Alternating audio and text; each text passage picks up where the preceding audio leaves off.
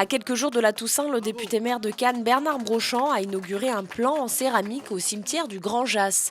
Installée à l'entrée du site, cette table d'orientation offerte par le syndicat d'initiative de Cannes permettra une visite d'intérêt historique et architectural de la nécropole. Il y avait une demande permanente au niveau de l'accueil de la mairie pour aller visiter ces tombes et on voulait savoir où elles se situaient. D'où l'idée d'abord d'avoir fait un plan qui va rester définitivement puisqu'il est en céramique, et également un petit guide qui va permettre aux gens qui l'ont de visualiser déjà les photos de ces tombes et également de pouvoir les visiter en suivant les allées.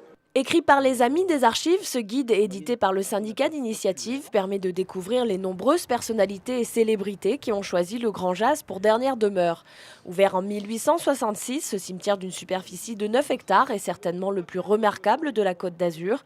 Il comporte environ 300 sépultures à voir soit pour la personnalité inhumée, soit en raison de l'architecture de la tombe, certaines sculptures étant signées par des artistes de renom. La ville de Cannes est riche d'un passé qui a été fait par des gens célèbres, des Cannois amoureux de leur cité.